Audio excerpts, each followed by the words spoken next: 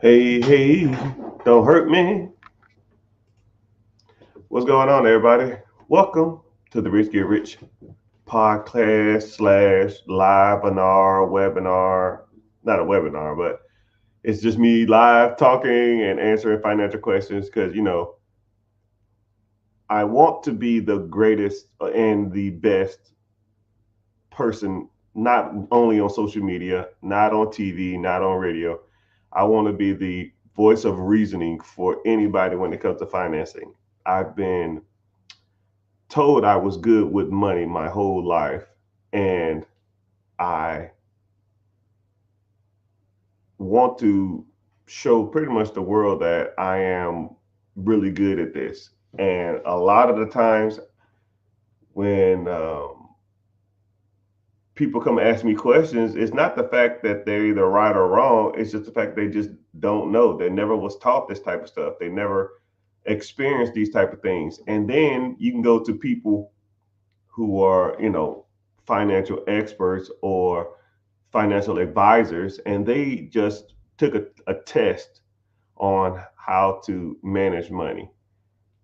And then you listen to some of these older guys like the Dave Ramsey, you listen to some of the older guys like Robert Kiyosaki, Tony Robbins. And these guys are 60, 70 years old, and these guys are out of touch. And I feel like listening to these type of guys, and it's not relatable to a younger demographic. I'm not saying I'm young, but I understand where people are coming from on all perspectives. I don't give guidance to anybody just based off generic information that I learned in the damn 80s, right? I was listening to a Dave Ramsey podcast or something. And he said, yeah, if you want to buy a house, save 20% down and get a 15-year loan, and the loan shouldn't be no more than 25% of your income. And I said, Mr. Dave, like if you listen to what you're saying, the average home price in America is $350,000, and that's for a shit box. Let's up it to 400,000, right? $400,000, 20% down. You're talking 80 grand. You have to save 80 fucking $1,000, and then your mortgage payment can't be 25% of what you made.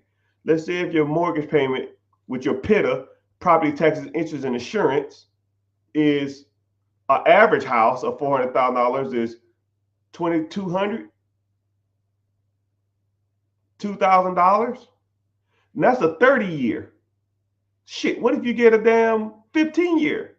Now your payment is 27, 2,800. 2,800 times 4 is comically somewhere in the range of $115,000. I don't even know what that is. Hold on, let me see. 28. I'll get my handy dandy calculator though.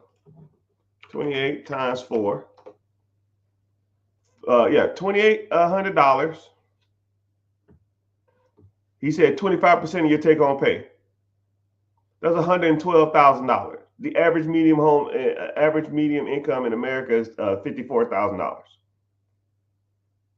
So he pretty much dismissed everything that, and he dismissed the majority of people in America. When people say shit like that, that means they're out of touch. I can't tell somebody to save up $80,000, get a 15-year loan, and make $115,000 a year to make a house payment. That shit sounds stupid as hell. I hope somebody clip this out and tag his ass, because you sound stupid, Mr. Dave. That is not applicable. Yeah, that shit worked in 97. Not 20, 24, 25, 26. Doesn't work. I don't know, because he has multiple millions of dollars. He's making all this money from the book sales. He's making all this money from tour. That shit can work for him, but it doesn't work for everybody else, Mr. Dave. Right? And then the bad part about it is he finessing on the book. You know what? I don't hate on anybody. Mr. Dave, I wish you the best. However, it doesn't work for the average person. And that's where I come in. I give reasonable guidance that average people can adhere to. Because that's the type of people I meet every day. That's the type of people I meet on the streets. That's the type of people I meet on social media. Average Joe, medium income, want to get a house, want to own a business, want to own investment property, want to own some real estate, want to own a side hustle that makes them money. That type of shit. But you can't do it if everything in society tells you to do something opposite. Because society will tell you, go out here and get a job, go to college, get married, have babies, and all those other kind of society norms that people tell you. And that shit's, it don't work. Why am I listening to society on how to get ahead in life when society's not ahead in life? Oh my goodness. Why am I listening to my teachers on how to get ahead in life and they complain about how much money they make? Oh, they don't want to hear that one. They don't want to hear that. Why am I listening to my college professors when my college professors, average college professors don't even make the average medium income? Why am I listening to my parents when it comes to money when my parents don't make an average income? My parents ain't rich. Why the hell am I listening about financial advice? How am I listening to my parents or my friends or my family, my aunties, my uncles, my cousins, when it comes to being successful in America when they're not successful? It's like the blind leading the blind. Go to school, you'll be successful. Get a job, you'll be successful. Get married, that's what successful people do. Have kids, that's what successful people do. Get a car. You're successful now, you got a decent job, get a nice car. Oh, you found the woman, y'all need to get married now. Oh wow, y'all married now? When them grandbabies coming? And now you're mid 30s, mid 40s, maybe mid 50s. And then the wife or your girlfriend, whatever, your wife ain't working now because she got to sit at home and take care of the kids. Single income, you got a house, you can barely make ends meet, you got a couple car payments, and then you want to feel like you want to live sometimes, so you go out and get a motorcycle, or you want to take a damn half decent vacation, but you can't afford it, so you put it on the credit card. Stop me when I'm lying. I'll wait. Is it my fault that you listen to society for your guidance? No, but I'm here to tell you, you need a change. You need a fucking change. You can't get ahead listening to people that ain't got shit. You know, it's crazy because the majority of people in America get their guidance from their peers. But if you really look at your peers, are there really people that you want to be listening to? I mean, truly, right? Or from a young age, you was taught from your teachers, do good in school, get good grades.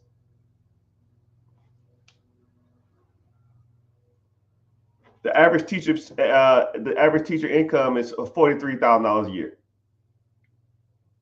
I respect teachers. I love teachers, but they're the wrong people to be listening to when it comes to this money thing.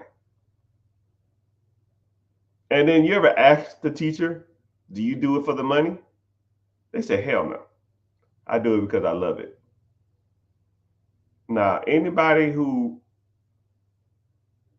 chooses passion over money should not be giving me a money guidance.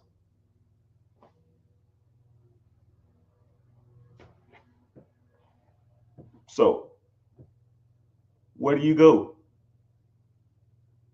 Where do you learn your guidance from? Where do you get the game from? You see every fucking ass clown on America talking about, I'll teach you the game. I'll teach you how to do it. I got a course. But I don't know if anybody in America has ever taken anybody who's listening to this. I don't know if you've ever did an online school that was self-taught. That shit sucks. Okay, here you go. Give me your $50, $100, $200, $5,000, whatever the fuck it is. Here you go. Figure it out. Here's everything. And so you're reading this shit and you're trying to apply it. And you're like, what the fuck? I don't even know what this is. I don't know what's going on. So a lot of courses don't work. That's why I don't do a course. People say, yo, man, you got a course or anything? I had one. I hated it. I probably sold one. And then after that, I just gave it away. Because a course gives you more questions than answers. And then let's say if there's like a speaking event. Like say if I was doing a speaking event in your city and I'm out there giving all the game away, right? You might be hyped up, let's say I charge you a couple $100 to come. You listen to me speak. I might give you some game. I might get you pumped up. I might give you a free lunch. You take a couple selfies. Then you're going to go home and you ain't going to do none of that shit. It's the truth. It's the reality of the situation. Statistically, you won't. If I gave you guidance for free online, 3% would adhere to the guidance I gave you. If you paid me for guidance, for one-time guidance, 9% will adhere to it. But if you had a system in place with ongoing training and learning on a regular basis, 87% of success. And that's what people need. And that's what I offer. It's ongoing forever. As long as you want it. So everybody's asking, do I do mentorship? Do I do any of that stuff? So that's what I do. If you're interested, click the link in the bio and join the free class. But I'm not going to harp on it too much.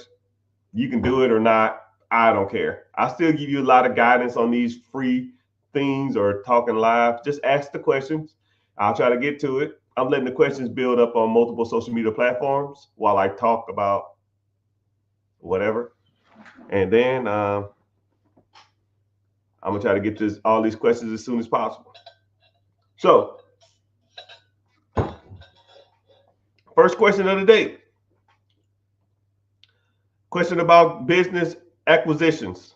So acquisition and disposition. Acquisition is just a fancy word for buying something or acquiring something. And disposition is just a fancy word for getting rid of something, right? So let's say if I say, hello, I'm a business acquisition and disposition manager, or I'm a real estate acquisitions manager.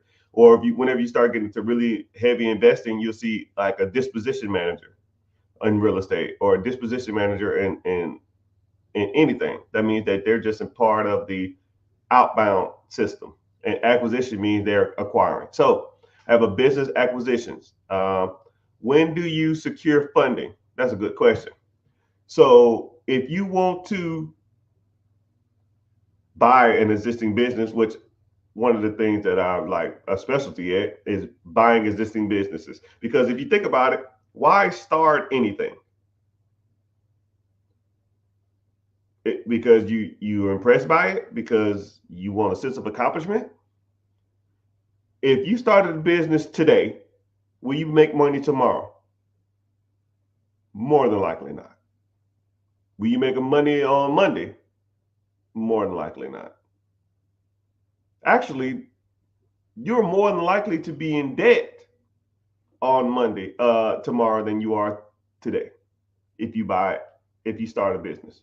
However, if you buy a business, and let's say that business has systems in place, it has management, it has point of sale systems, it has employees, it has bookkeeping, it has all levels of staff. All you're doing is paying the bills.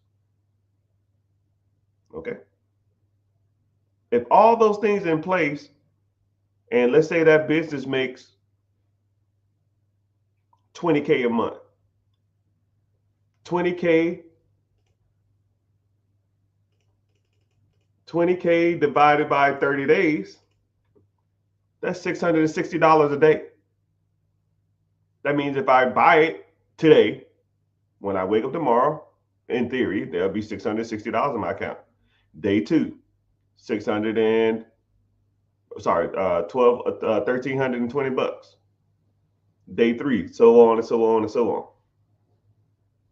Right? There's not too many products in the world or things that you can buy that actually makes you money every day owning it. It's not too many.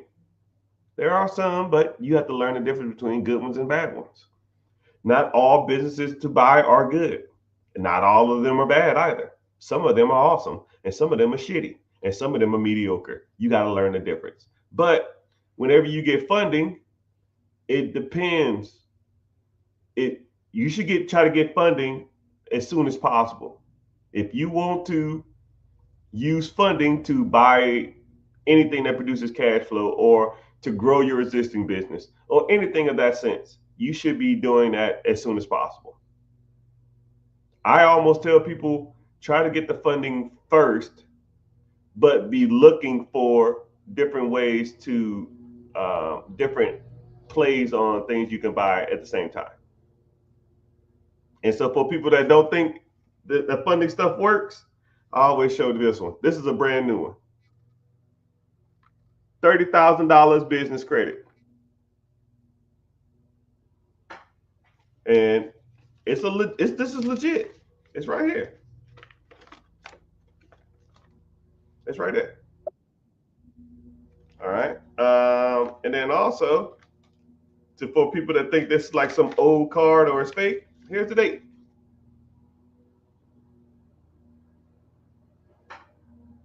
There's the date.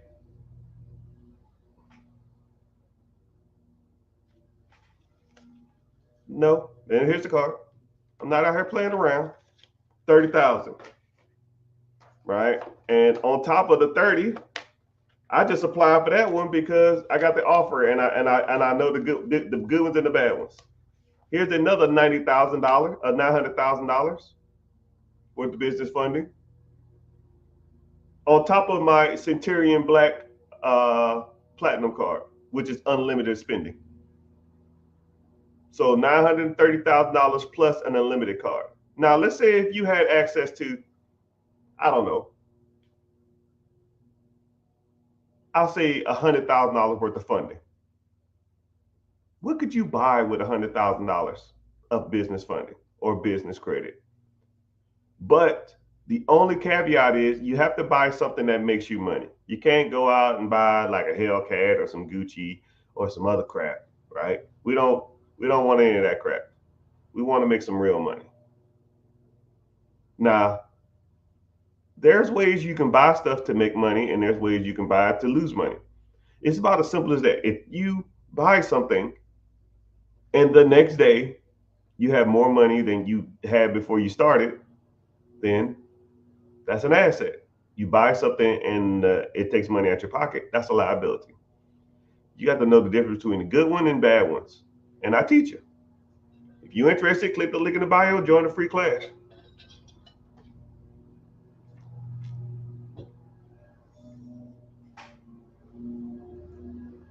So somebody said, can you speak on getting an SBA loan on a business that you want to acquire outside of the state you reside in? All right, good question. So whenever you are looking to buy a business, there's kind of two ways it comes when you're looking out of state. Actually, kind of three ways. So there's three ways to get funded buying a business out of state.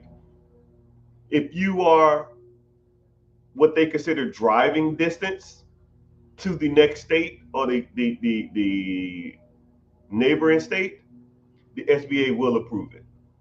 But if you're not within the driving range, you have to get a different type of loan.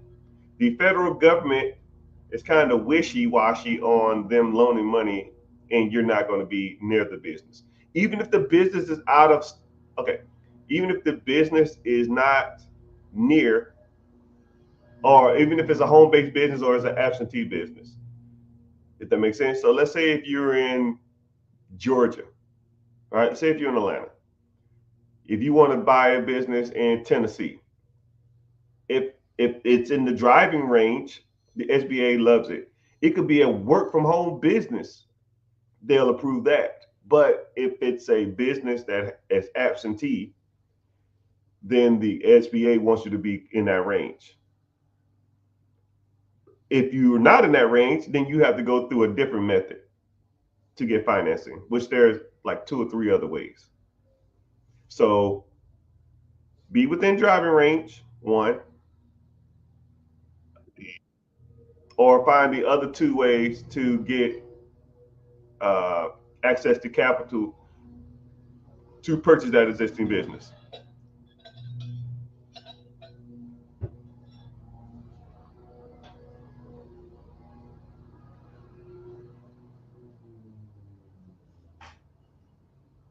So, yeah, someone just brought up the point that there's a lot of scam accounts out there. Yeah, man, I got like 300 fake pages.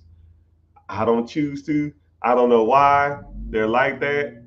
I just know that I have them. I don't want them, but it is what it is. So if you see a fake page out there, um, check if it has a decent amount of followers, and More than likely, I won't ask you for money through a DM or nothing like that. Only thing that I offer is a free webinar. And if you come to the free webinar, you'll be interacting with me. And if you want to move forward on something, let's say if you wanted to get business funding, business credit, if you wanted to uh, get the credit options, or if you wanted to do a one-on-one or a consultation or any of that stuff, I'll only do it through the webinar because it's easier for me to track who's coming through it. And it also helps you know that you're engaging with me. You're not engaging with a fake account because you physically see me. It's not a live, it's not a recording, it's me. So I always try to do that.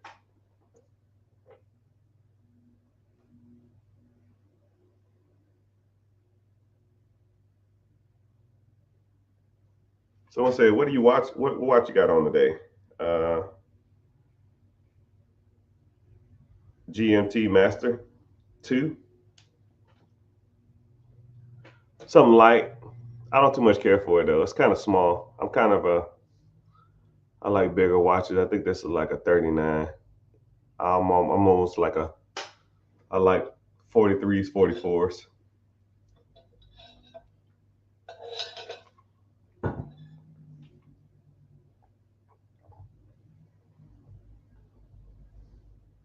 Somebody said I don't know you with the beard like that. Yeah, the beard is okay. Like I said, it almost doesn't give professional either. I see why people say that um, people are more trustworthy with beards or without beards. I don't know. I don't like it. I wish it would grow out a little more on the side, and it's kind of thinned out. But I'll figure it out. All right. So now somebody asked, I got $5,000. I want to start a business. What do you suggest? So you have $5,000. You came to me. First thing I would do is I would try to one. I will make sure that everything personally is in order because one, a lot of businesses or a lot of real estate transactions won't be they won't they'll look at the amount of money that you got to put into that as not a lot. But one thing about $5,000 is you can take $5,000 and you can make yourself appease to the banks better. So what that means is, so let's say for example, you have $5,000, right? Then now you go establish relationships with, let's say, 3 banks. I'll say Bank of America, Wells Fargo, and Chase. I don't know. You get your business structure right, and then you open up business lines of business bank accounts, right? And deposit a couple $100, $300, right? Banks are relationships based. I always use the analogy of a woman who has kids. because it's just easier to comprehend. You want to date the mom, but the mom has kids. You go over to her house and you say, "Hey, I want to take you out on a date." That's the bank. The bank is the mama, and the bank gets access to all the money in the world because $5,000, $10,000, $50,000, $100,000, that ain't even nowhere comparable to what the bank has. So you go to the baby mama and you say, "Hey, I want to date you, right? I want to marry you. I want to be the best thing in the world to you." And they're gonna say, "Well, I have kids. Are you taking care of my kids?" And then you say, "What kids you got?" "My primary checking, my personal savings, my business savings, my personal credit cards, my business checking, CDs, and stuff like that." And the more attention you show to the bank's kids, the more the mama will love you. So if I had to start with nothing, my job is to go impress multiple baby mamas. Bank of America, Truist, PNG, Navy Federal, USAA, Wells Fargo, Bank of America. I mean, there's tons of banks. There's tons of baby mamas out here, right? There's tons of banks out here. And once you go and establish relationships with those banks, then you ask the baby mama, "Yo, you gonna take me on a date?" "Well, you are playing with my son checking account, primary checking. You do play with my daughter, primary savings, and you do you even come over and walk my dog, which is my business checking. Let's go out for a date." Now you can go through that bank and you can raise all kind of money, right? Like I showed you before. Here's 20,000 from the bank, or 30,000, a 30 ball, a 30 ball, a 30 haul, a 30 ball, right? So now let's say if you go to multiple banks and multiple baby mamas or whatever, and now you have multiple business lines of credit with them. A 30 ball, a 40 ball, a 20 ball, a 100 ball. Now you've raised 150, $100,000 worth of credit. And a lot of times there's 0% interest for a year. Now, what would you rather have? $100,000 of someone else's money or $5,000 of your own money spread out over, you know, you rather have $5,000 in one account or $5,000 in four accounts, and those four accounts gives you access to $100,000 worth of line of credit. It's still your money. You just spread out over multiple accounts. And now you go and use the bank's money, and yeah, you can buy whatever you want. Now, better question is, you say, what can you do with $5,000? What can you do with $100,000 now of line of credit from four different banks? And that's the game, people. Some of it, at least, or a lot of it. Well, not a lot of it. There's a lot of stuff that you need to learn. But no one talks about this at school. Your friends don't talk about it because they ain't damn doing it. Your coworkers ain't talking about it. They just want to go to work, do work, go home, and watch football. And I'll sit up here and talk about this stuff all day. In theory, this is my job. I just wake up, take a quick shower, do a quick shave, sit on here and make money. That's the game, right? Or use other people's credit or other people's funds and buy assets that produces cash flow, storage units, vending machines, businesses, donut shops, ice cream shops, freaking whatever, insurance companies, tech companies. it don't make a difference. Now you got to know what the difference between a good business and a bad business is. But that stuff's easy. It's a learned skill, just like everything in the world is. It's just a learned skill. You have to learn that skill. You got to learn how to find deals. You got to learn what a good deal is. You got to learn how to negotiate. You got to learn how to get across the finish line, and then you got to learn how to manage those assets to produce you a good income. And a lot of it comes from allocating work to other people. You got to learn how to manage people. If you can't manage your finances, how are you going to manage other people's finances or a business's finances? Boss of all bosses.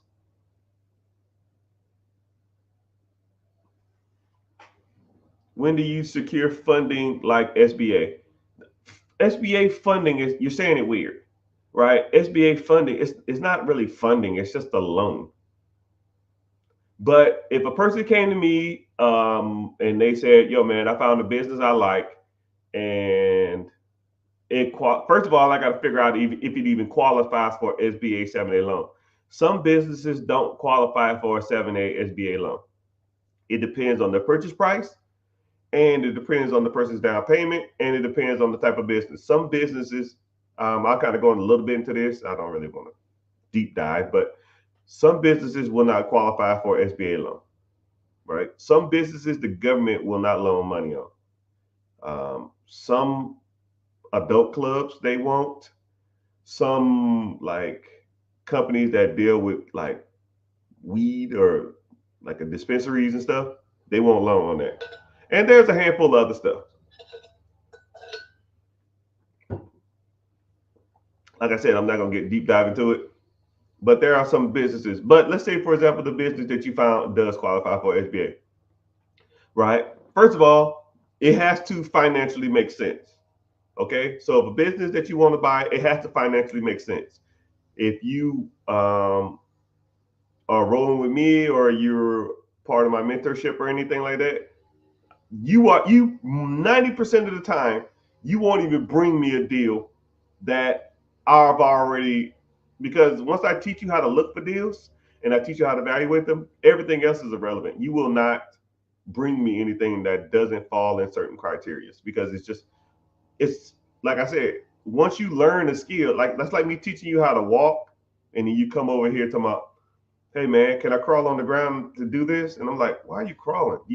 I already taught you how to walk. You just go walk, right? And you say, okay. And then you go walking, and then you come back and you say, yo, I walked and found this. And I say, yeah, okay, yeah, that's good. But once you understand that there's, certain criteria that you should be looking for in these deals, you understand that, cool, let's press forward. And then once you evaluate it, and if you want me to evaluate it, then what you can do is you can take it to the SBA, which I know 5 SBA guys, and they will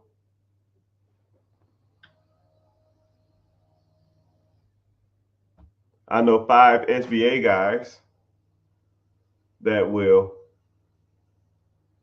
um, look at those deals and see if they financially make sense. And if they financially make sense, then they'll say, okay, you can get approved for this loan. But, after that, you got to do your due diligence, because there's more than just getting money for a business.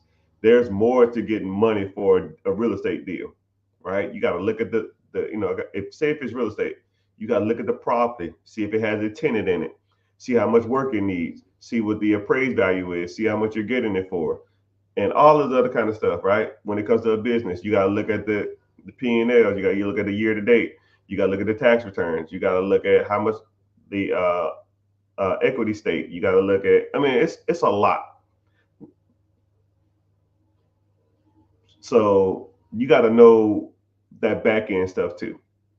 So there's a lot of things that you should know, or a lot of things that you should know. But thank you everybody for being on here. I appreciate it. We got a decent amount of people on social media.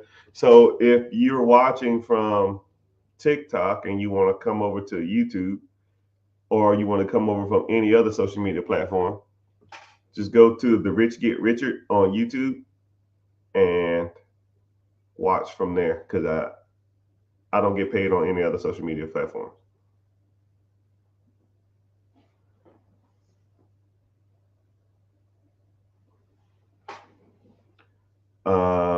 How do I look at deals to see if it's worth my efforts? Yeah, you just got to learn, right? If you want to get into the mentorship, or you want to get into the coaching, or you want to get into a deep dive, or even a one-on-one session, when I break the stuff down, I do. You know, it's kind of crazy is when I meet people and they want to learn like super, super in depth, or I teach like a mass class or something, I'll always ask them 5 questions before I start.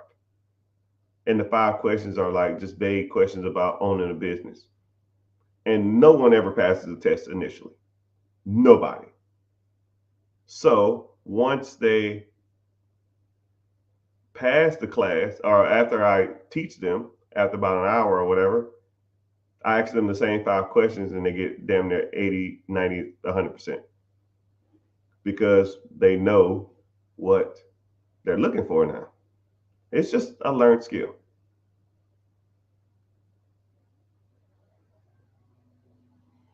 All right, somebody said, I don't want to get off topic. There's no such thing as that. Do you have any advice starting a biz with a partners?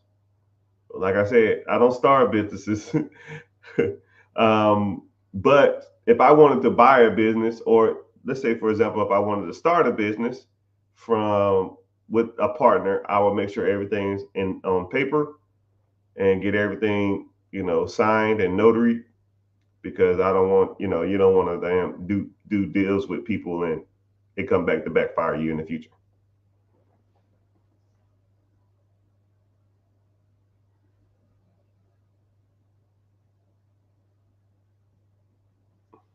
Yeah. Somebody said before pre-launch, valuation pre-launch, I will make sure everybody that I'm doing a pre-launch with has the same overview of what we're going to get into, and same expectation, the same work ethic, and make sure that everything on paper is spread out as far as like what we receive, what's our compensation, what's their duties, what are their responsibilities, because you don't want to say, yo man, you're supposed to do this and you didn't, and or I was supposed to receive this and I didn't. But if you already have a contract that stated that this is your responsibility, and or this is what I'm compensated, then you won't have that issue.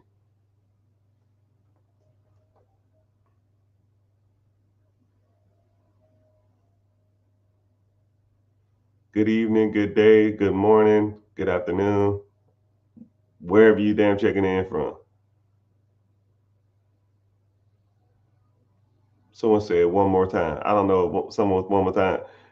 Good evening, good morning. T, what's happening? The interest rates are ridiculous now. Interest rates are, they are what they are. If a deal, this is what's crazy about interest rates. If a deal makes money, like I don't even look at the interest rates. A lot of people say focus on the interest rate. Look at the interest rate. Interest rates are high. Man, if I give you $1 and you give me back two, but the interest rate's at 99%, do I care? I mean, let's be real. If I put $1 into a bucket, I wait an hour and I come back and there's $2 in the bucket, and I take the $2 out. And then I take the $2 out, hold it in my hand for a second, I put the $2 back in the bucket, come back in an hour, and I take the $2 out the bucket. Now that's $4. Do I care how much interest the bucket made off of me? Oh man, you could have made $3 on the bucket. Nah, I don't care. You could have made $2, instead of having that extra dollar. Don't care. If I put $1 in the bucket, and I leave and I come back and it's $2 in the bucket, I don't care how much I don't care how much they charge me for that process. Don't even care, right? You have to look at it like that too, especially when it comes to home ownership too. When you look at home ownership, if you're buying a house and the house payment is just as much as renting, or you can house hack and rent out rooms of the house, or get roommates, or split half the house, get like a duplex or a fourplex or a quadplex or a triplex. You live in one unit and you rent out the other ones. I don't care what the interest rates are. I don't care. That don't make any sense to me. Like I did this one property. Actually, I closed on it maybe 3 months ago. I got it at a deal. I got it for 130,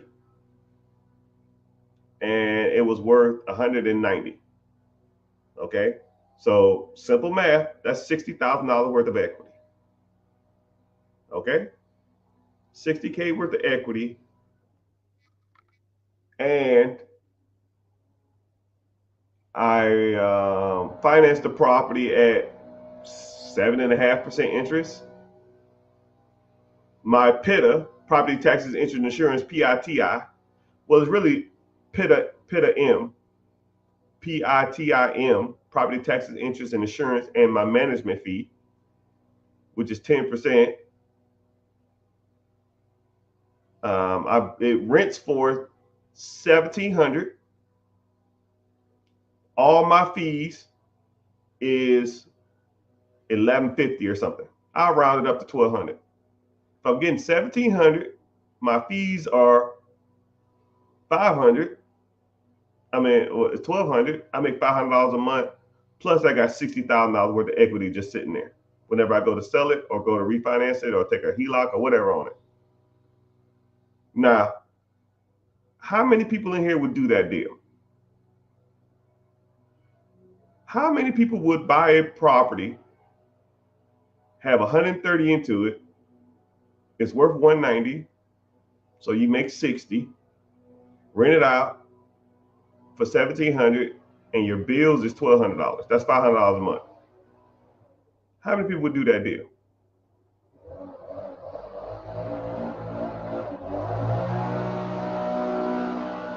Okay, how many people? How many people would do that deal? Now, this is what's crazy. I didn't say shit about interest. I did. I said about 7.5%, 8%. But in that deal, the interest rate could be 15%.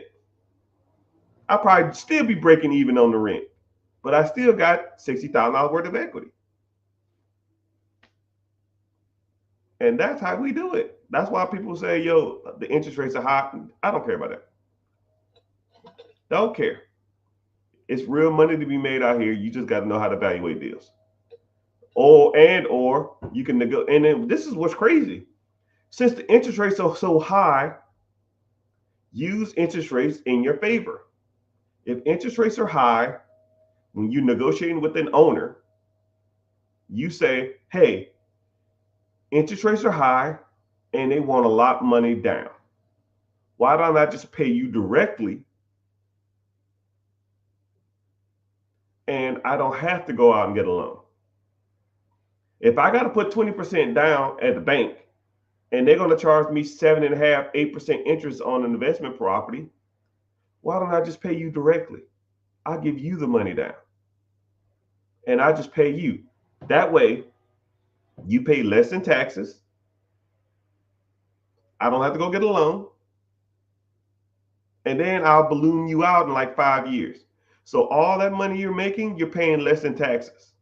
Because let's say if I give you $200,000 cash right now, or $200,000 from the bank, you got to pay capital gains tax on that at 30% juice. That's $60,000 in taxes. Do you want to bill for $60,000, sir? Hell no. I know you don't. So this is what I'll do. I'll give it to you. I'll give you a down payment. We'll say $20,000, $30,000. And then I'll make you monthly payments. So this year, you'll pay less in taxes. And then next year, you pay less in taxes. The year after that. So in theory, you're making more money just over time. Do you what? And then you ask them stuff like, what do you need the money for? If they need the money to, buy a new house somewhere else. Okay, well, how much you need for a down payment? 20,000, 30,000? Cool, I'll give you that. Now negotiated owner financing terms. Because the interest rates are high. You see how the world gives you shit, you make it sugar, man. That's what you do. The world is full of crap, and you got to make the good from it.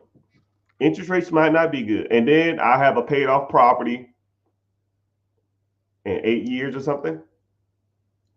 And then if I want to go refinance, then I can go pay them a ridiculous interest. But now I'm just getting all that money in a refinance since it's debt.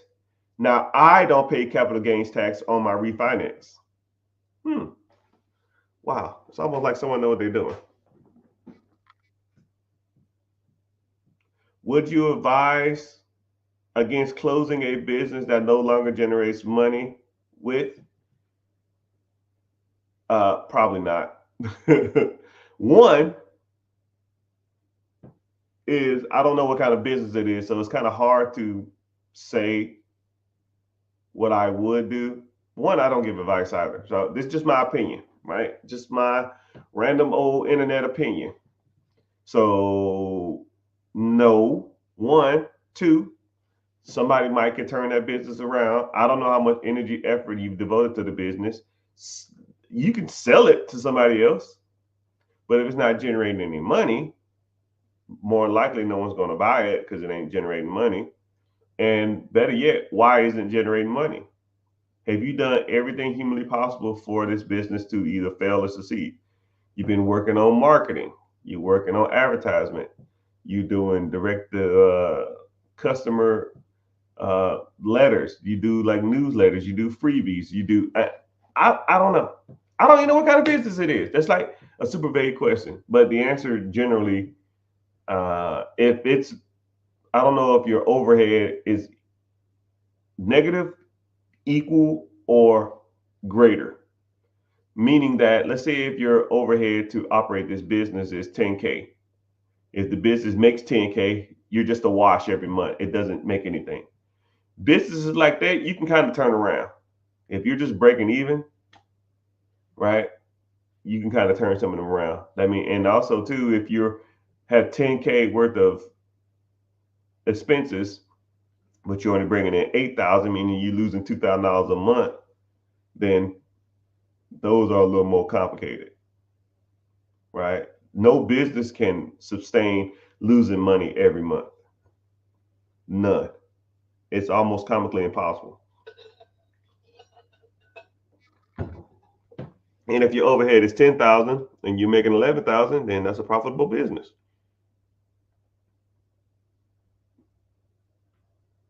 Someone's using your profile to message you. Yeah. So if you see me messaging you talking about some crypto or anything like that, just block them and report them because it's not me. Telecommunications business after COVID struggled. Had a partner, was working with the family, partner passed, and it wasn't able to keep it going. So you gotta, so this is what's crazy. The business that you're talking about was, I'm real big on systems. If a business cannot thrive without the individual, without a particular person. So I'll give you a great example. Y'all know who, I won't say David Copperfield. You know who Chris Angel is? Let me think. Chris Angel. David Blaine. Okay. If David Blaine's business model revolves him touring and then David Blaine dies, then that's not a business no more. I mean, if the whole business revolves around one person, then and that person's gone, then what did you really have?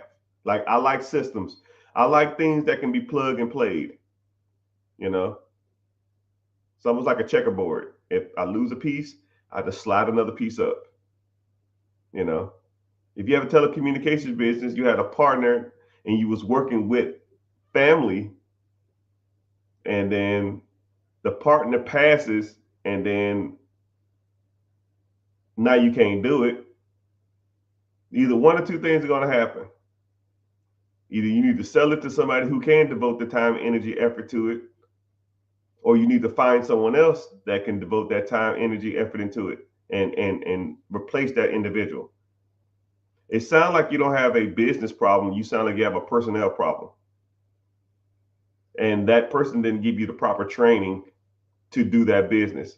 You know, this is I always like I always give a good example. If there's a business out there, right, and I want people to listen to this. If there's a business out there, and if the person who owns the business leaves, and that business will crash, then that process revolve around him. He or she needs to teach multiple people how to do that, because I can't replace that person because everything falls through one person. So you probably got to look at a couple things. One, can I replace this individual that was working there? Then you have to look at if the person that was working there before, if his position is indisposable, right? If he brought in the majority of the stuff, if he was the reason people was there, if he had all the connections, and if I can't make that work, then what do you have, right? If you sell it to somebody else, you might can sell the context, the resources, and the systems. But if that individual brought in all the systems, he brought in all the resources, then that's something you have to evaluate and see if that's what you probably got to try to make it work without them, or even hire somebody to do it. But that's a good question. I don't want to guide you too much and too in depth, but it's like I said, still, like I don't know what no money brings in either. That don't it that's like a it's like a weird statement. Zero income. Do you bring in? It says don't bring in any money anymore. Are you losing money? Are you breaking even? Or you just not bringing in as much as you want? Right? Because all those answers have different results. If it's not bringing in the money you want, right, you might got to do stuff to generate more money and or sell that process to somebody else if you don't want to do it no more. Or if it's breaking even, you can still sell the process. Or I don't know if you have employees, you don't want to get the employees fired, but you probably got to start working on ways, maybe a specific business consultant in that area. But if it's losing money every month, no person should own anything that should be losing money every month.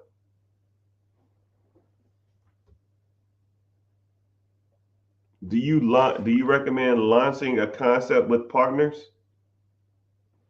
Yeah, if you want to, but concepts statistically are hard to grow and hard to make work. It helps with the load, but I've been advised no. It's kind of crazy, man. It's like not don't take this the wrong way. Okay, when I say this, a concept is exactly what it says it is. For every Mark Zuckerberg who thought of Facebook, there's hundreds of other ones that you've never heard of that didn't make it. And I always say this, I'd rather have a piece of a watermelon than a whole grape. I'd rather have a, a, a piece of a pie than a whole cupcake, a whole mini cupcake.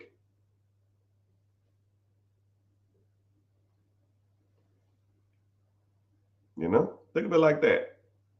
If anybody's going to help you launch, get ahead, grow a business, put it in the clause to help them be compensated for that. It can still be your baby, but it's grown exponentially and you got help doing it. So I'll give you a great example of that. A awesome example of that. Okay? I want to see what y'all think. Amazon was started and founded by Jeff Bezos. And he had to raise money through investors. And he had to dilute the amount of money he had in the company or how much equity he had in the company. Anybody want to take a stab at what percentage Jeff Bezos owns of Amazon now? Right? I'm gonna look up the answer because I know it, but I don't. But I want to always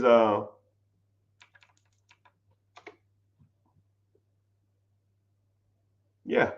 Damn, I was right. I didn't even have to look it up. I didn't even have to look it up. What percentage of Amazon is owned by Jeff Bezos now? Throw some numbers out, people. 50%, 80%. Don't look it up. Because if you look it up, I know if you say the number, I know you looked it up. I read this a while back.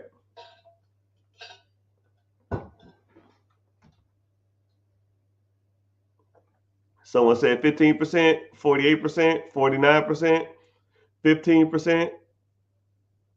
A lot of different answers on here. Someone said 2%.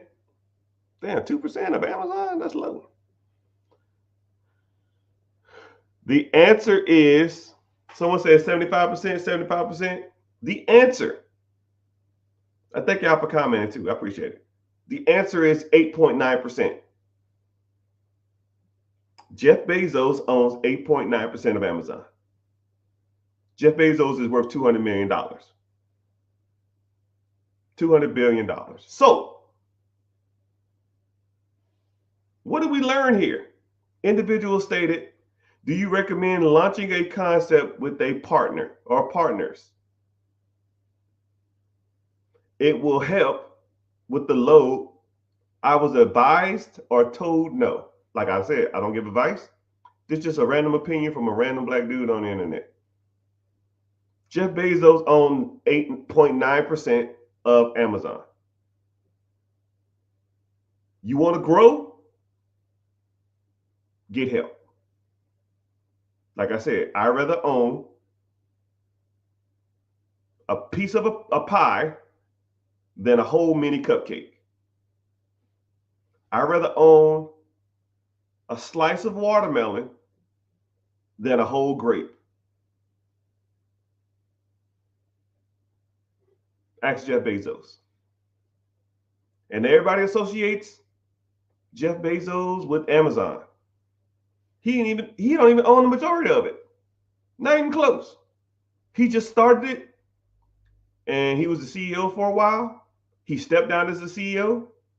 He ain't even the majority stakeholders, shareholders. He sold it off. So whenever people thinking or everybody people be talking about, man, I got this great idea. We can do this. I'm gonna do this. Okay, cool, man. Where's the money? Who's helping you? Who you bringing in? When you gonna launch? When you gonna take this concept to market? And you gonna do it by yourself? Probably not. And I'm not saying you ain't. Hell, you'll be surprised. I'll probably get some multi-millionaires and billionaires come to the comment section and get some guidance from me and they press on. I'm not saying that. The odds of you doing it are slim to none, but you're going to probably need some help to do it. When I met Jeff Bezos in 2000, he wasn't even going to the factories. He got there and he opened up the factory. He walked around for about an hour, or he walked around for like 2 or 3 days, and I ain't see his ass no more. I opened up one of the Amazon factories in Atlanta. So, but yeah, enough about that.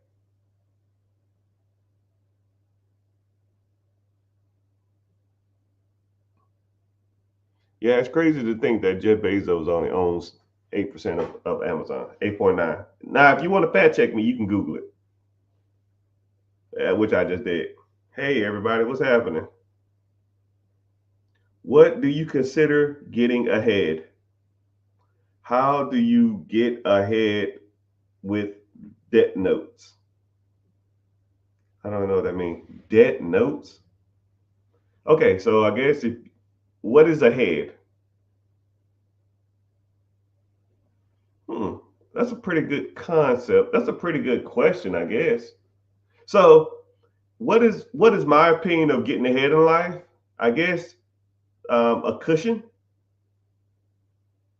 It's having a significant amount of money in your account to where you don't have to worry about next month's bills. Let's say if you had 2 months of expenses in a savings account. Let's say if your overhead every month is $4,000 and you have $8,000 in your account. You got 2 months ahead in a savings account or a checking account. That's a cushion. You're getting ahead. But you still got to do debt servicing.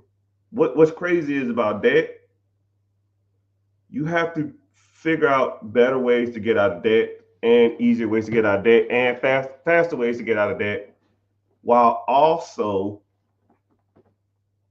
while also maintaining your lifestyle, which that's where the problem comes in. People want the cake and eat it too. People want instant gratification. People don't want to sacrifice, you know. Just like for example, if I told you that you don't have a income problem, you have a spending problem. A lot of people, first of all, they don't want to be self-identified as having any kind of problem. A lot of people think that they don't have a spending problem either.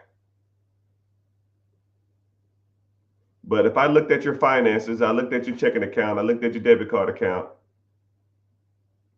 you got issues. I know you do. Right? I'll even give you one example.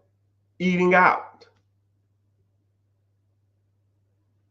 You know what the average meal cost in America is when you eat at home versus the average meal cost when you eat outside?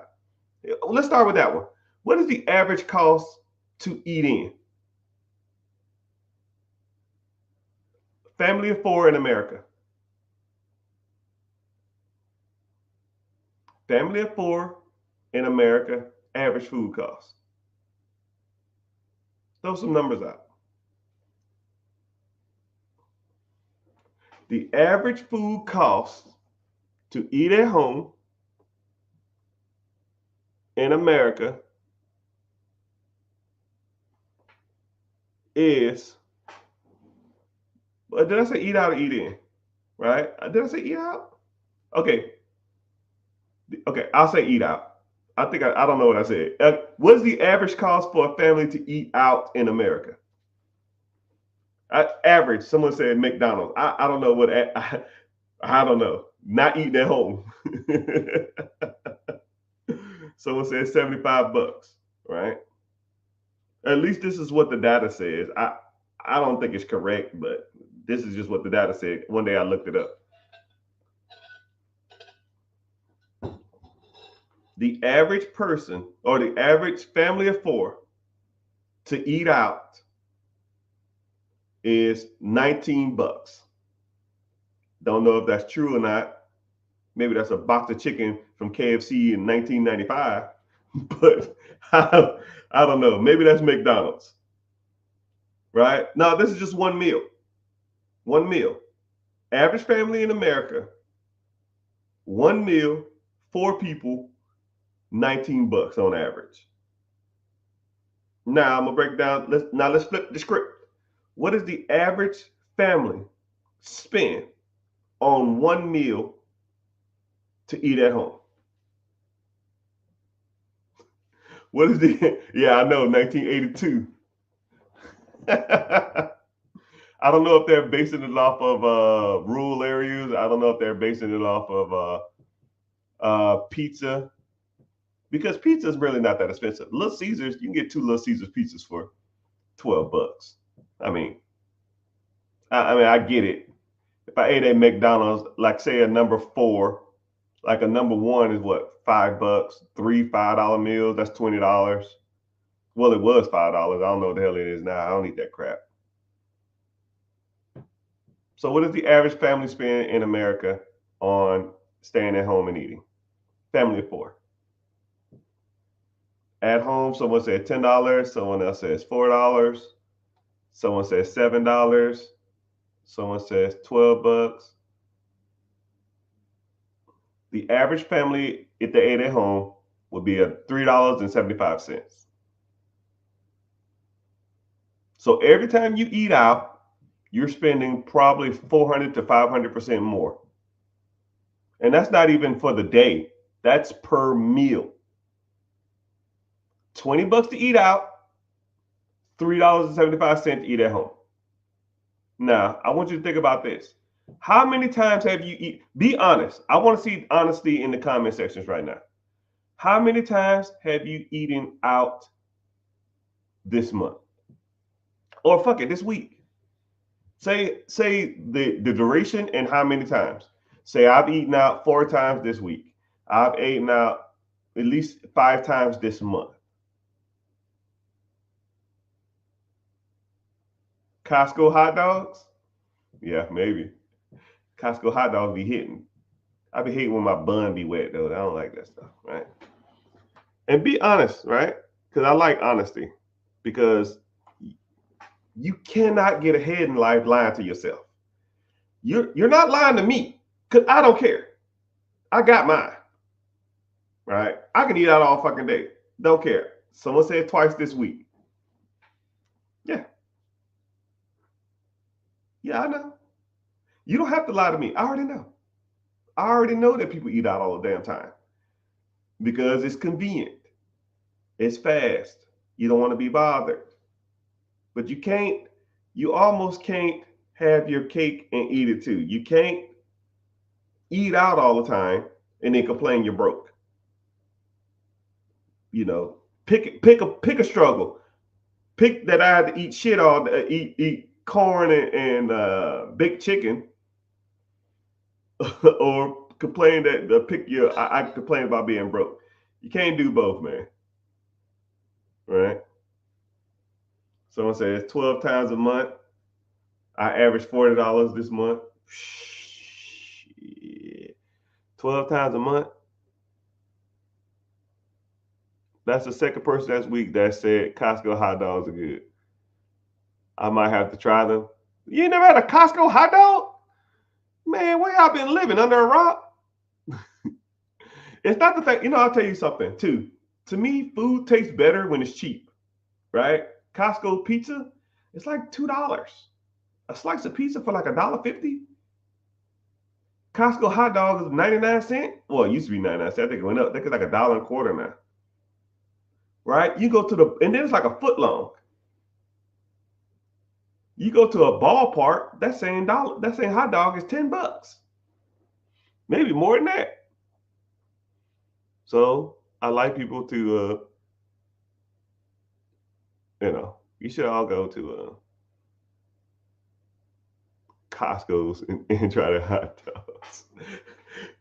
But don't come back here and say, yo, man, I went to Costco's, I took my dinner date, and we ate Costco hot dogs and we didn't like it. Don't do that, right? You Costco's, you shopping. I think because you work up an appetite and it's convenient and you're hungry. I think that's why they do it like that. But it ain't like a game changing hot dog. It's just cheap.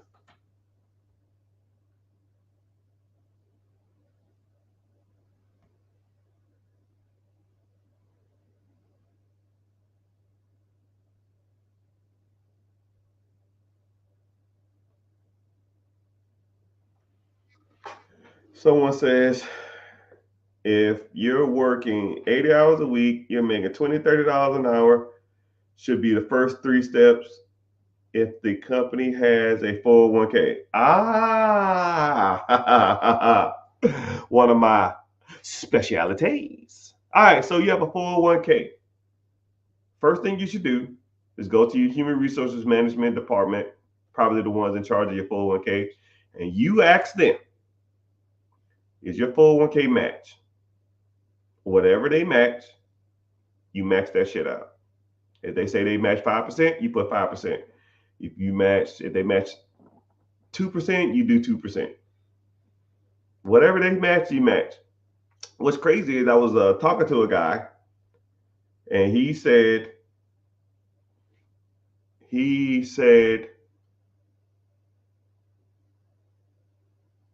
I got a 401k, and I've been working here for 10 years. And I said, you've been working for 10 years? Okay, how much you put in your 401k? He said, I didn't know anything about it, so I never did it. And then I said, okay, well, why not? He said, I just don't know anything about it. If I don't know nothing about it, I just won't do it. I was like, oh, okay. Okay, well, go to your human resources department and ask them, do they do a match? And whatever they match, say, I want to start putting that money in the account to match it, because you need to start investing in that. Because 401k money is kind of like free money, especially the matching part. It's free money. So he comes back to me, I don't know, a couple of days later or some shit, and he said, oh, they say they match 7%. I said, to do what? He said, yeah, they match 7%. I said, so your company will match up to 7% of what you put into this pot. Yeah. And I comically wanted to go outside and scream at the top of my damn lungs. I said, young brother, you know how much money you've missed out on over the last 10 years? You have a 401k, meaning that, okay, so for those who don't know, a 401k is when your job offers a retirement program. So you put in money into your 401k, into that program. They will incentivize you to invest. So they'll give you what's called a match. And it's generally 1, 2, 3, 4, maybe 5%. TSP is the same thing as 401k. That's for a government program, though. They give you 5%. You put in 5, they give you 5. So let's say if your paycheck is $1,000, you put in 5% of your paycheck. That's $50. They will match the $50. That's 100% return.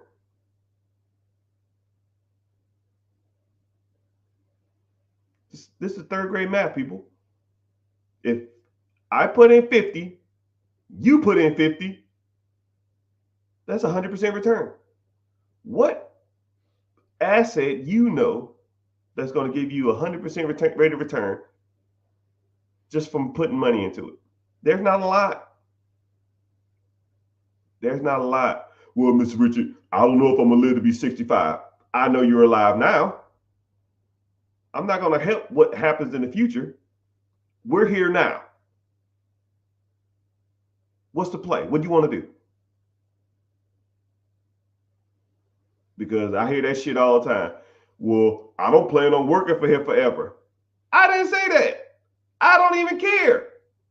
You put 50 into the bucket, someone else is going to put $50 into a bucket. This is a no-brainer, people. And then that's not even compounded interest. You put 50 into the bucket, they put $50 into the bucket. Now you got $100. They put the $100 into the stock market. Now the $100 is going to make you on average 10.1% interest every year. So now your $100 then made $10 year one. Now your $110 is going to make $11. So now you're at $121. Then you'll be at $12 at 10%. So now you have 133, and so forth and so on and so forth and so on. You're making interest on free money. I don't know why everybody doesn't do it.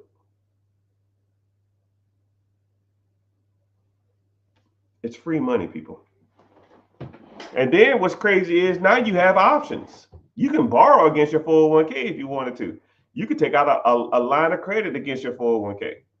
Some 401k programs have ways that you can borrow against it without any penalties or any taxes. Well, you pay taxes, but you pay taxes if you don't pay it back within a certain amount of time. But there's not too many places that you can go get this free money, man. 401k is one of the better ones. I don't know if you're still in here, but yeah, if you're making, he said he works 80 hours. And then this is what's the crazy part about it is the individual who said they matched 7%, he was making about $105,000 at his job. $105,000 at 7%. 7% is like 7K. 7K matched. You're talking $14,000 a year. $14,000. I'll put in my handy dandy calculator because I put it in before, but I'll put it in for y'all because I don't remember the numbers. So if he puts in 7K,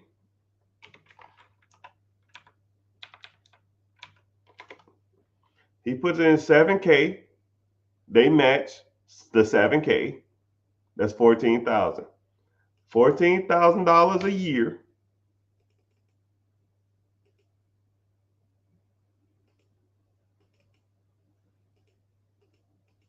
Actually, it's more than that. My math's off.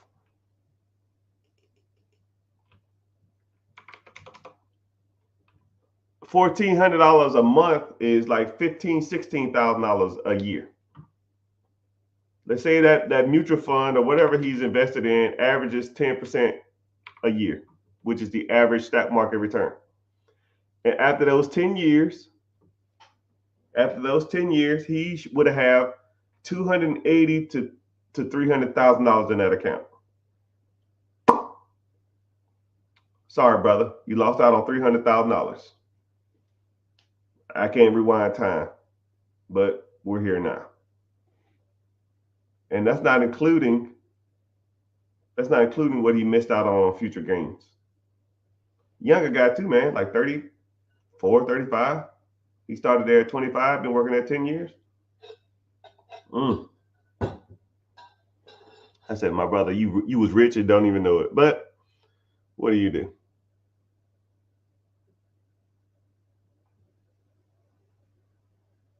Someone says vending machines. All right, so I had multiple vending machines and or I don't even know what you want to call it. It was like a snack bar for an office. And that snack bar office vending machine, it was doing some serious numbers, man. But I mean, economically $50,000-$60,000 a year. However, it takes a lot of time. You got to devote a lot of time to stocking that shit up. And that's not including perishable items. That's not including refunds. That's not including your machines not working. That's not including hiring people to help. It just takes a lot. And if you're going to put that much time, energy, effort into it, you might as well put your time, energy, effort into something that produces more money. But some vending machines aren't that bad though, especially if it's close to you or you have multiple locations in a close proximity. Let's say if you live in a bigger city and you have 8 different machines. Yep, 8 different machines and a square 50-mile radius. It's gonna take you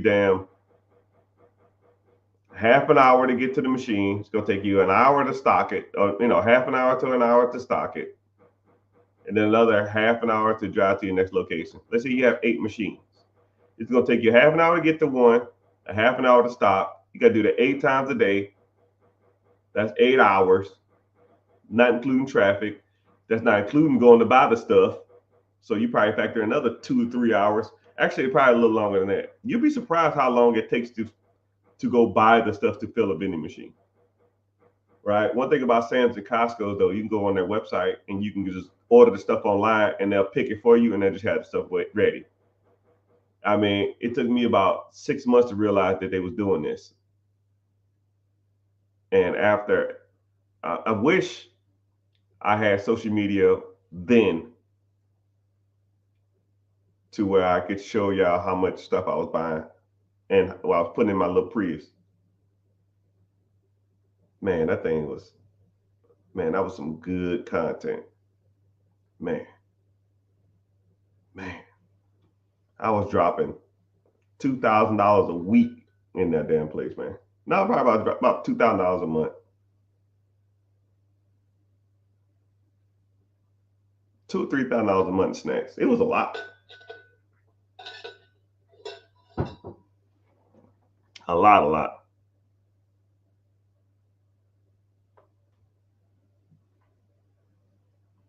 Do I have any franchise businesses? No.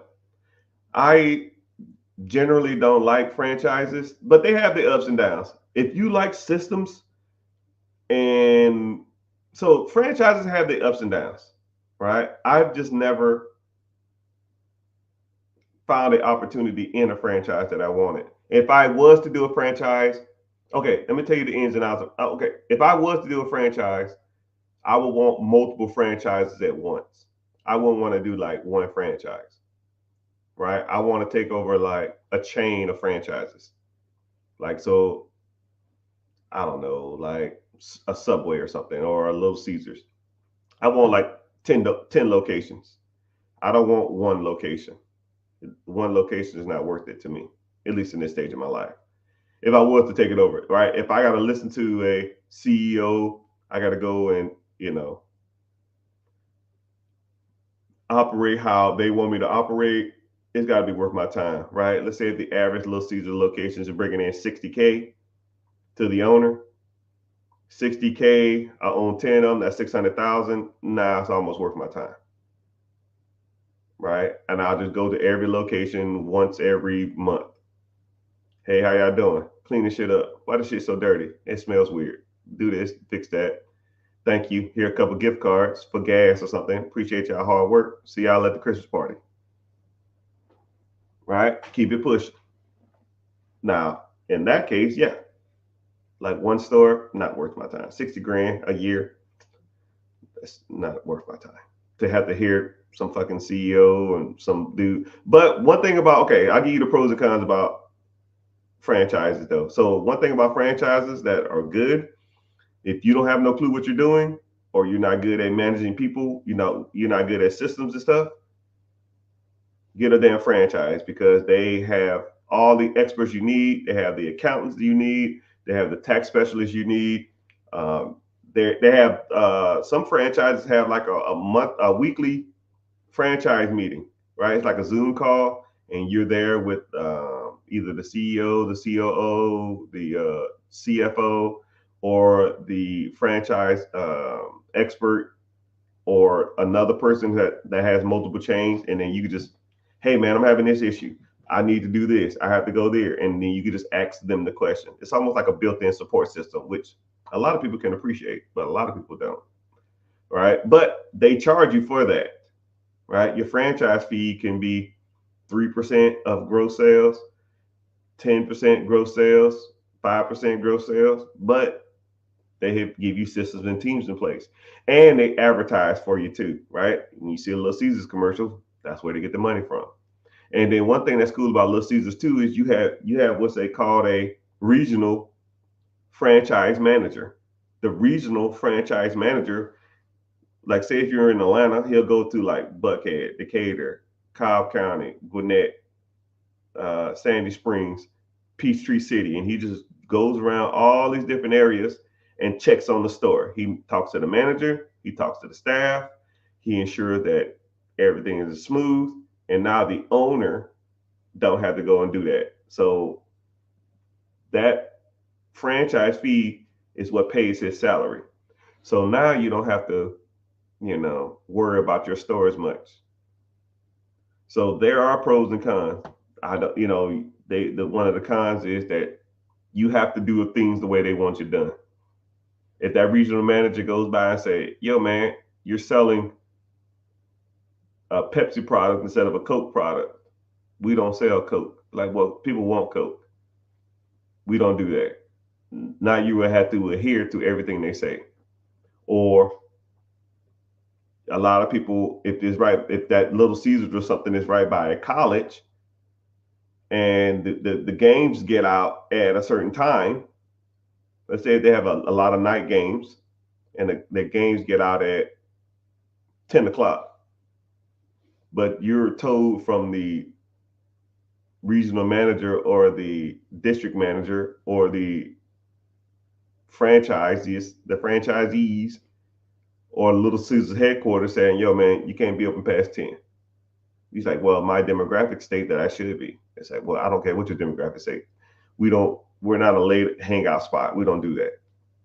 You're at the mercy of them, right? Some people like more flexibility. Franchises is more cookie cutter, right? You do whatever they say. But their objective is to make sure that you're successful. That's why people like franchise models. And you got people on your team and on your side. So I kind of see the pros and cons of both. If I was to do a franchise, I want a bundle franchise. I want a whole bunch of stores or franchises at once, and that's it. I don't want to do one solo one.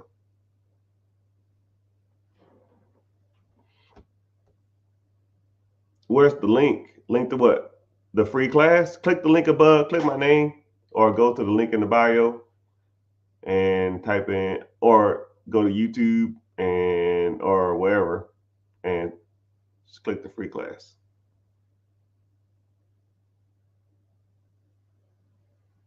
What are your thoughts on a real estate course that costs 7K? It's more okay. I'm gonna be transparent on this, man.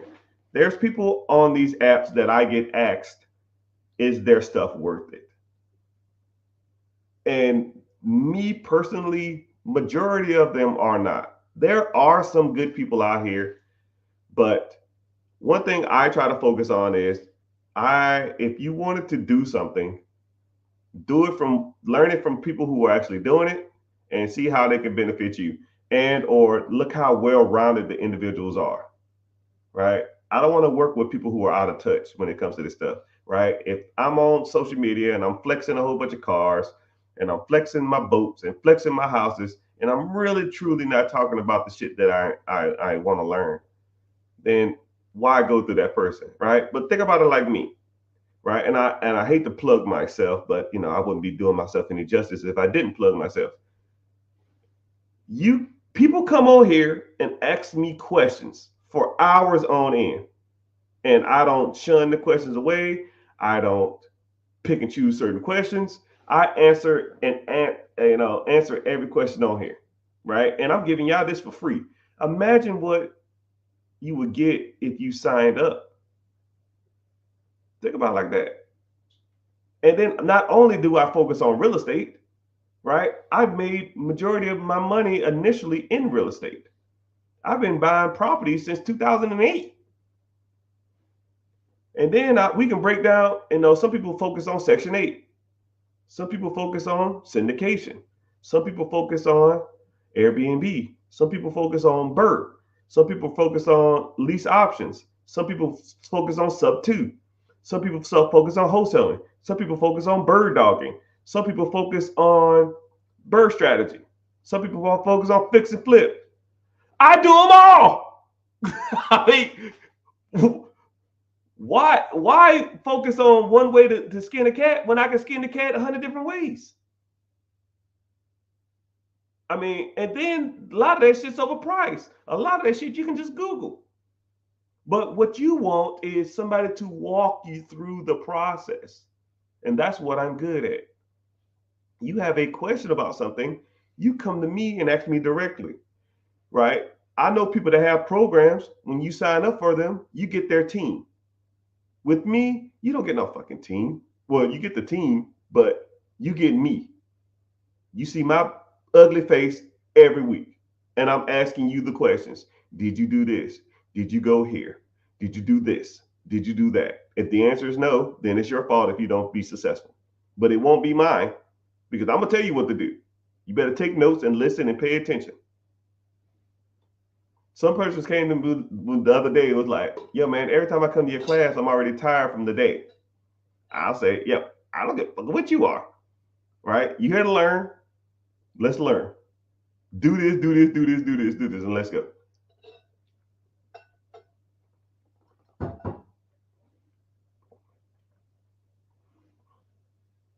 Okay. But yeah, that's my personal opinion on it, especially when it comes to the real estate thing.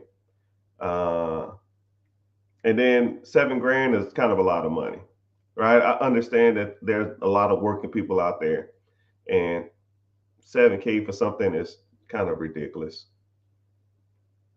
So that's why my shit's not even close to that. That's a lot. $7,000, hell, that's a Honda Civic. That's a '06 Honda Civic, man.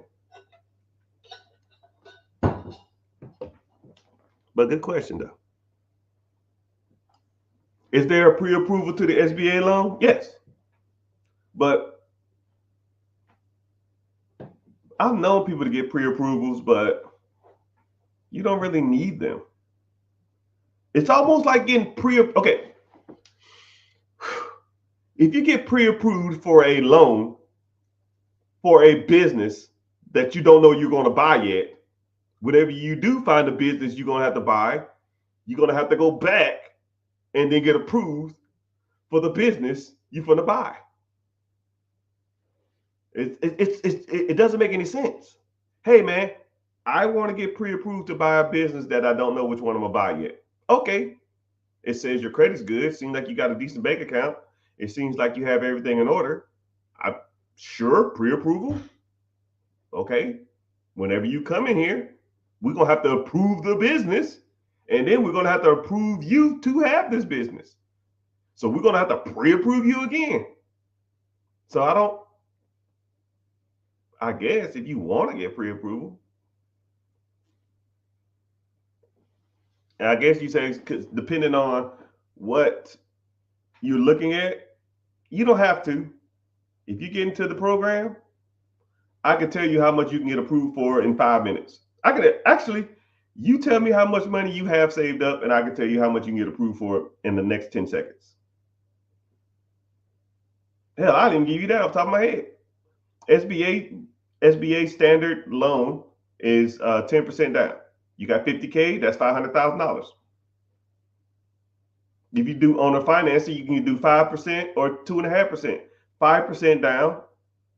If you got $50,000, that's $1 million. 2.5% down if the owner agrees to 2.5%, 7%, 7.5% equity stake. That's a $2 million business. You need a pre-approval for that? No. Get you that off the top of my head. You can get that on the website of the SBA too. But yeah, good question. Good question. It's called a big lump of knowledge got the juice. What do you think about storage units and laundromats? What is the most profitable business you can buy, in your opinion, for $100,000 or more? You know, the business is irrelevant. We won't even say the type of business.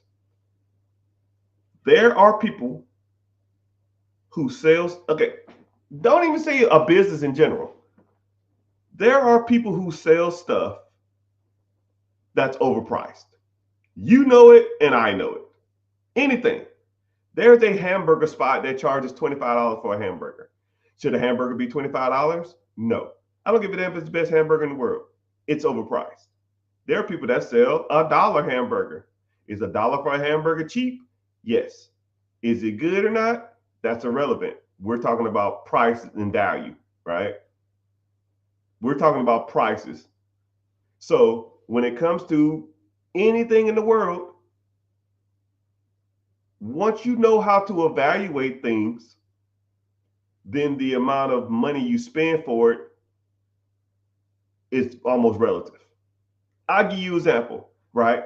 I won't even say a specific business.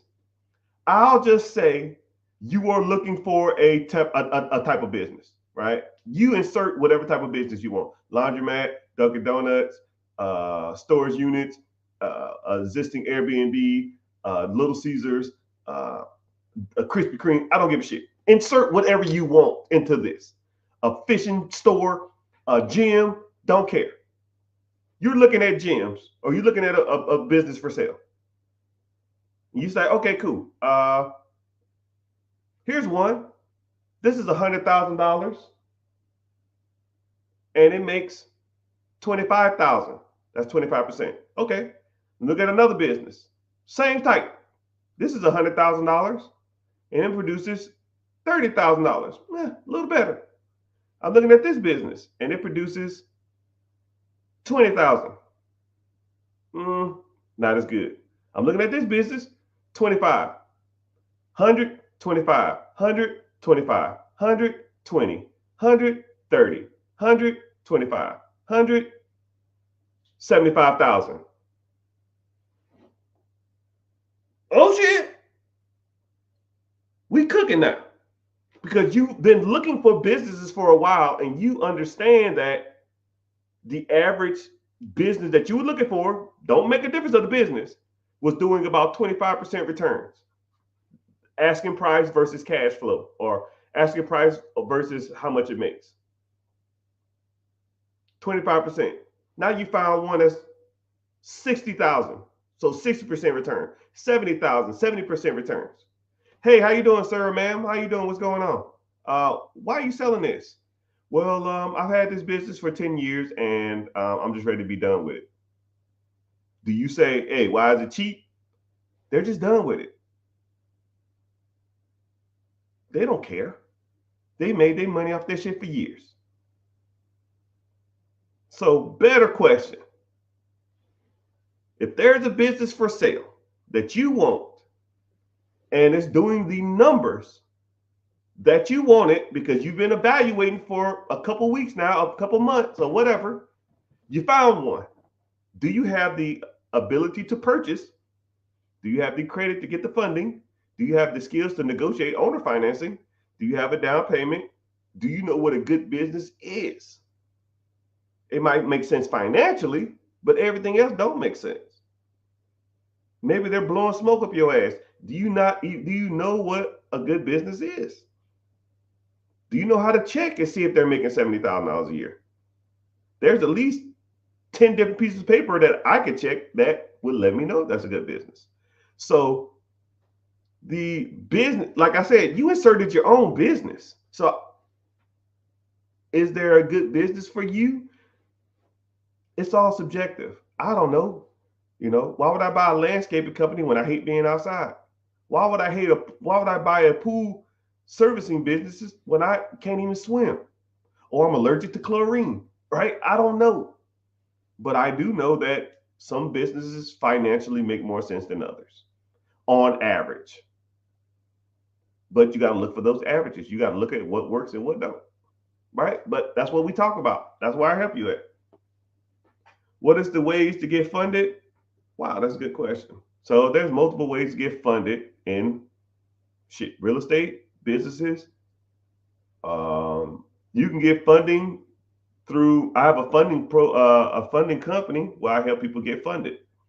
Right? We get you business funding, and we get you 0% interest for over an extended period of time. So there are people out there that will get you funding, but I call it reckless funding. What they'll do is they'll sign you up, and then they'll run your credit through the ringer, and they'll give you all kind of line of credit. They'll get you a shit ton of money, but then one, they don't tell you how to spend the money. Two, they don't tell you how to liquidate the money. And three, they don't give you 0% interest, right? Yeah, if I get $100,000 worth of line of credit, and any of it, and my payment is through the moon, right? I got to start making that money back ASAP. Pretty much setting people up for failure. But if you have a 0% interest, not only is your payment lower, you have a longer period of time to find a way to service that debt and pay off that debt. But my funding team probably has 10 different programs when it comes to businesses, right? You get a business loan to buy equipment for your existing business. Let's say if you're a farmer or you have a machine press or something like that, I can get you funding for equipment. I can get you funded on accounts receivable. Let's say if you did a Kickstarter and you pre-order got $100,000 worth of pre-orders, and you want to fill those pre-orders. You want to take that money and grow the business more, but you want to use those pre-orders to grow your business or fill those orders. I can get you funded on order fills. I can get you funding to get you money to grow a business. I get you money to buy a business. I get you money to expand your existing business. I get you money for real estate. I get you money for Airbnb, side hustles. You want to buy ATMs? I don't give a shit, right? I have so many funding plays. You want to do an SBA Express loan? I can help you with that. You can do an SBA 7A, help you with that. You can do an SBA flat. I can help you with that. You want to take a loan out against if you have a certain amount of stocks, say if you have $50,000 worth of stocks, you can leave the stocks in the brokerage account. I can get you a loan against that. If you have a 401k, I can help you get a loan against that. I mean, it's pretty much every loan program that's out there I can help you with.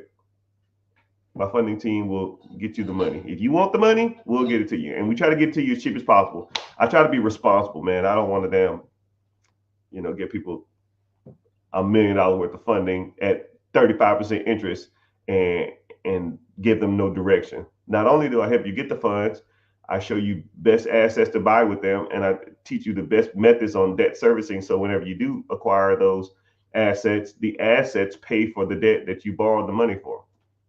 So now it's just a wash, or you make money, which that's the way everybody should be doing it. I don't know what the hell people be taking money and starting businesses. That's just trash.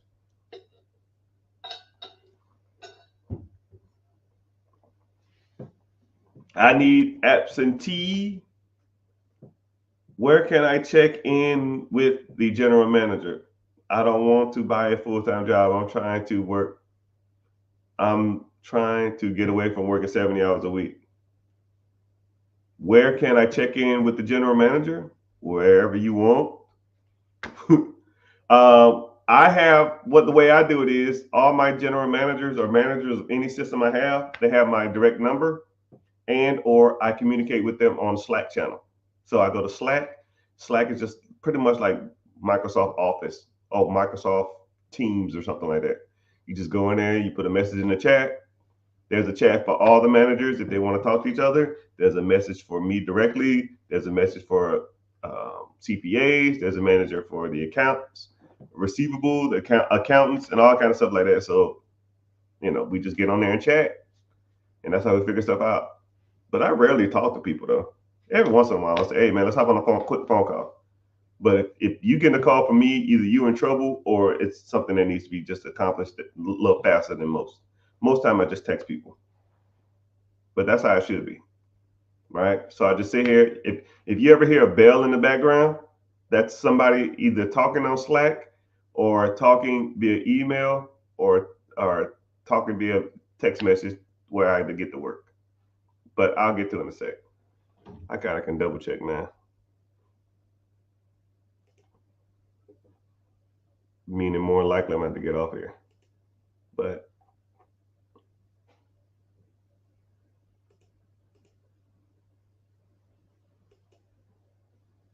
nope. Let me see. 1, 2, 3, 4.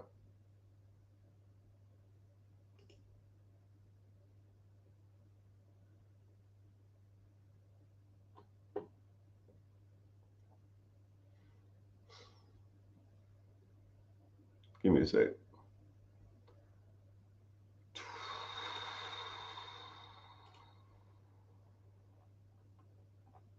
I should have married Mary Kate and Ashley.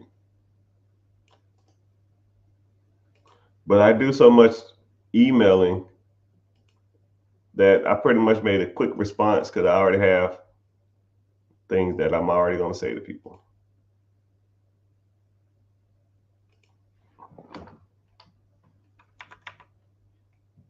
It's calm.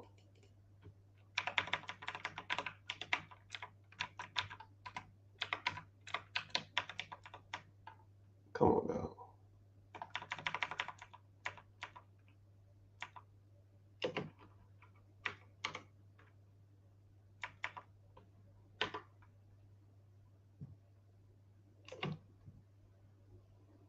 Boom. Work done.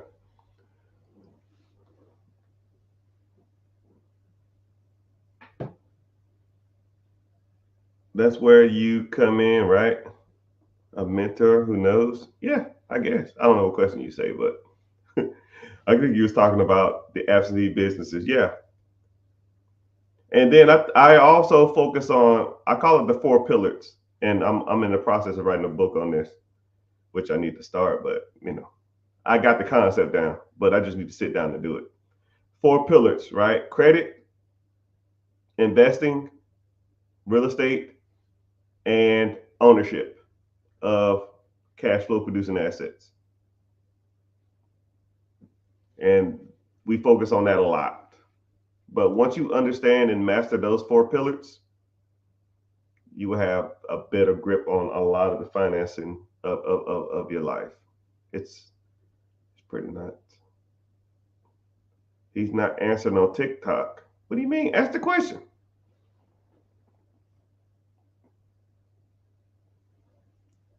Have you ever financed? Have you ever acquired a distressed business? Distressed is a rough word. I don't. I don't take over problems. Distressed properties, yeah.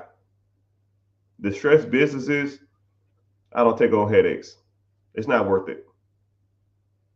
Now, and distress is kind of like a, nah. The more I think about it, no. The answer is no. Is it a good time to do a HELOC or refinance? You should never refinance any home. A refinance is like a reset on the mortgage. Don't just That's just my personal opinion. I would never refinance a home, right? Either HELOC or sell,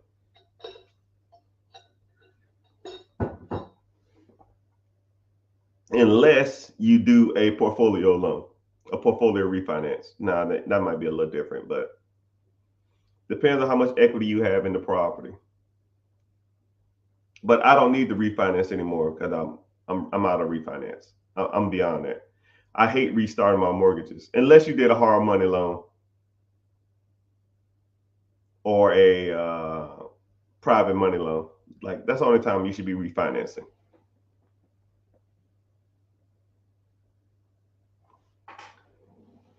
Somebody said I got 150K sitting in my account and don't know where to invest.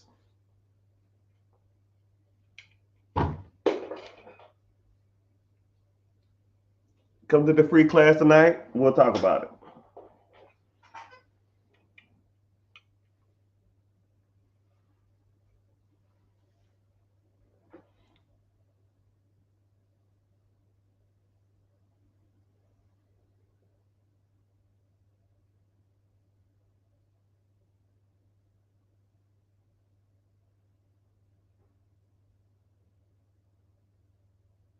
I don't even think the 45, that guy's still in the chat.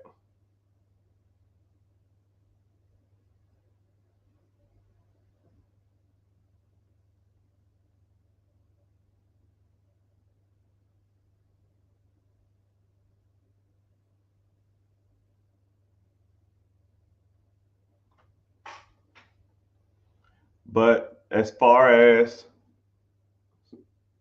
TikTok, not TikTok, Facebook, YouTube, Twitch, Instagram, I appreciate y'all being on here. I can only stay on so much time because it like kicks me out the system.